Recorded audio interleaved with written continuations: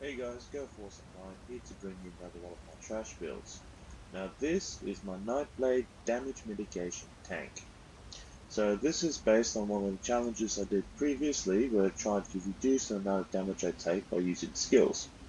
So with this build I just pretty much put it into overdrive and tried to do everything to reduce my incoming damage. Alright, let's take a look. So I'm sitting at about 46k max health there and 20k max magicka. Now this build does use a lot of different skills, so having a higher resource pool definitely helps. Alright, my resistance is sitting about 26k on both sides. This is unbuffed, so buffed it will come up to the 33k cap. I am using the Lord Munderstone and stage 1 vampire. Alright, let's take a look at the gear setup. So the first one I'm using is Shadow Rend from the Banished Cells dungeon. So they did some tweaks with this one in the Greymore chapter, so it does a bit of extra stuff. So when I take damage, I've got a 50% chance to summon a Shadowy Clanfear, which is a pretty cool animation and definitely looks good for a Nightblade. It deals some magic damage, but also reduces the target's damage done by 5% for 2 seconds. Now, it does summon a bit more often than the 15% chance would make you believe. So this will come up and most likely target the main boss, and every time he attacks him for that 15 seconds, it reduces his damage by just that 5%. So after 17 seconds, the effect will end. Alright, the second set I'm using is from the Greymore chapter as one of the trial sets, so this is the perfected version. The imperfect version would work just as well, it just doesn't have that extra 4% healing taken.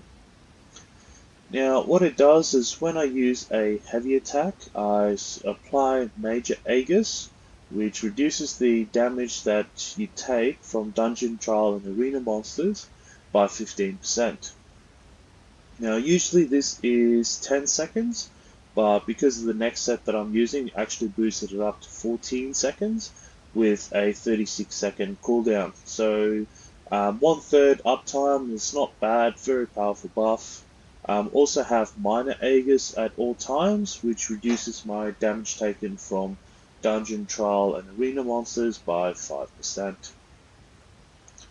Alright, so the last set I'm using here is Jorval's Guidance.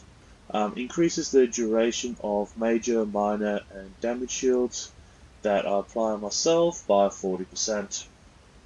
So I use a lot of buffs in this build, so having that extra 40% uptime in those buffs definitely helps with my resource management. Alright, so let's take a look at the skills. So first one I'm using here is Inner Rage, which is just a ranged taunt. So this is a Magicka build. So you're using a Magicka taunt. And also gives off a synergy that somebody else can activate that does some damage. And also when they activate the synergy, they restore some resources. The second skill I'm using here is Mirage from the class skill line. So it applies major evasion and minor resolve, which reduces my damage taken from area of effects by 25% and also gives me some extra resistances. The third one I'm using here is Elusive Mist from the Vampire skill line. So dissolve into a dark mist, which reduces my damage taken by 75% and also grants me a major expedition, which allows me to run away if I need to. Now another thing to note that if you activate this, you can't activate any other skills. So if you activate another skills, you come out of that a mist, and you also can't block during this time either. But having that 75% damage mitigation definitely helps if I'm running into trouble. And the next one here is Power Extraction, which is a Siphon skill from the class skill line. So having this skill equipped here also gives me 8% additional magicka. Now this skill here, even though it uses stamina, it's very nice debuff that reduces the target's weapon and spell damage by 200. It also grants me major sorcery and major brutality, which increases that by 20% for 28 seconds. Now this is mainly used here for that debuff, which reduces the weapon spell damage, which then reduces the damage that I'm taking. The last one here is Dark Cloak, also from the class skill line. So I heal myself for 3.5k health every 1 second, over 8 seconds, and also grants me minor protection for that full 8 seconds. So it's because this skill, or because the minor protection is applied to the skill and uses that duration, it doesn't get a buff from the Jorval's guidance, which is a bit of a shame, but definitely having that 8% damage mitigation there for 8 seconds definitely helps. And then the ultimate I'm using on the front bar is Bolstered Darkness. So when I activate this, creates a circle. When I'm inside the circle and then leave, or anybody that enters the circle and then leaves, gains major protection, which reduces their incoming damage by 30%. So very nice damage mitigation there. Allies can also activate a synergy, which heals them for about 16k over 4 seconds. So very nice defensive skill there. Major protection definitely helps with the damage mitigation. Now taking a look on the back bar. The first one I have here is Mass Hysteria. So this is my main CC, it's also a class skill. So when I activate this one, it fears all the enemies around me in that area. So fear is a hard stun, so they can't move until that fear is over. The second one I'm using here is Merciless Resolve. So very interesting skill, very good skill. So when I activate this skill and I do a light attack, it grants me 2% damage mitigation. So I can do that up to 5 times, so that's a total of 10% damage mitigation. Now you do need to be in combat when you do the light attack, but you don't have to have the skill on the bar. So let's say I'm on the front bar with that skill active, and I do light attacks here, then that counts towards that 5 stack. Now that 5 stack stays there until I activate the skill again. So as long as you're in combat, you have that 10% damage mitigation there. So this is really what sets apart a Nightblade tank in that way, is that extra 10% damage mitigation. The next skill I'm using here is Siphoning Attack from the class skill. It's also a Siphon skill. So the reason I have this here is because that 8% magic boost as well. So I have it on both bars, so I don't have a difference when I swap over as much. Now this one as well heals me every time I do a light and heavy attack, and also restores 4,270 magicka when the skill ends. So if I'm swapping over to the back bar, activating this skill as part of my rotation, and then continue doing what I'm doing on the front bar, this skill procs and then grants me magicka back, so it just helps with the sustain a lot. The fourth one I'm using here is Shadow Image. So class skill again, this one summons a shadow, and the shadow attacks an enemy. But also when the shadow attacks that enemy, it applies minor maim, reducing their damage done by 15%. So if the enemy does 15% less damage, then I'm taking 15% less damage as well. So very nice skill to have there.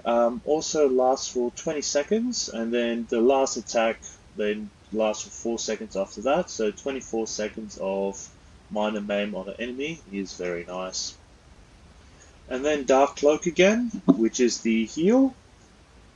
Another thing to note as well that I didn't bring up the first time was every time I activate a shadow ability, I get Major Resolve and Ward, which increases my resistances, and also the duration increased by 25% for every piece of heavy armor that I have on. So I've got 7 pieces, but also Jorval's increased that one even more, so a total of 23.1% 23.1 seconds of having this buff active.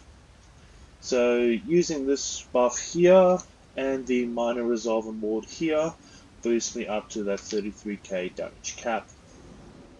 And then the ultimate on the back bar is the Swarming Scion. So it transforms into a Vampire Lord, gain 10,000 max health, stamina, and magicka, and also heal for 17% of all the damage that I deal. Also, a bat swarms around me that deals 1,000 magic damage every 1 second, so they're gaining 170 health every second, even if I'm doing nothing, as long as I'm in the vicinity. Alright, let's take a look at it. Now, this build does need some setup once you go into combat, but once you get your rotations right and you've got to practice down, it works very, very well. So, starting with the heavy attack, which will proc that bonus set, so Major Aegis, which reduces my damage taken by 15%. Activating the Grim Focus skill, activating my Shadow, fearing up the enemies, giving some breathing space, swapping back over to the front bar, getting those resistances up, and just making sure that I'm running my 5 light attacks.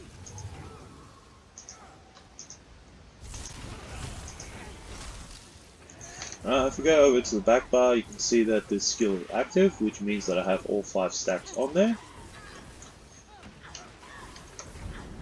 Back on the front bar, get that reduce their weapon and spell damage there, activating that Shadow ultimate there, which grants me major protection. As you can see, sucking up a lot of damage, so once the setup is complete, you're pretty much unkillable.